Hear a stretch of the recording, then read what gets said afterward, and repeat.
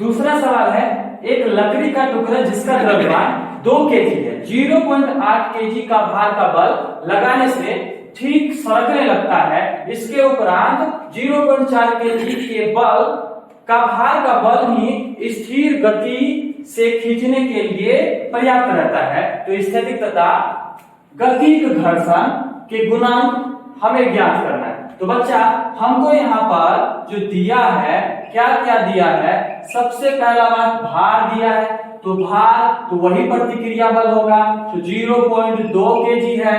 और फिर दूसरा बात जो है, ये दिया हुआ है कि इतना का बल शुरुआत में लगाते हैं, ठीक है, 0.8 केजी का भार का बल जो है ना हम लगाते हैं।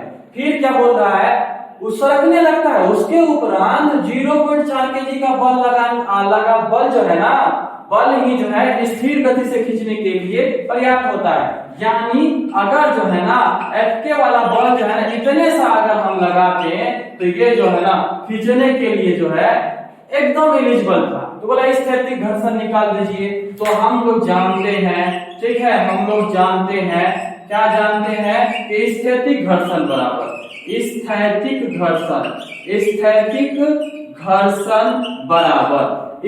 घर्षण बराबर Fs बटे R, ठीक है, Fs बटे R स्थैतिक घर्षण।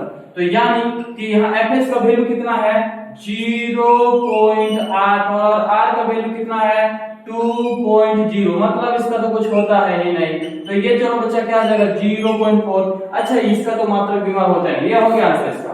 अब पुनः हम देखते हैं क्या बोल रहा है कि स्थैतिक तो निकाल दीजिए, गतिक भी निकाल दीजिए। तो बच्चा गतिक घर्षण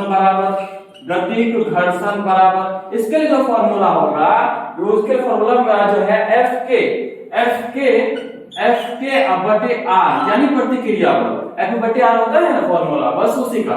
Fk का वैल्यू कितना है 0.4 और इसके बाद R का वैल्यू कितना है 2.0। आप लोग जान रहे हैं, ये हो जाएगा 0.2। इसका मात्रा पर बीमा नहीं होता है। Thank you.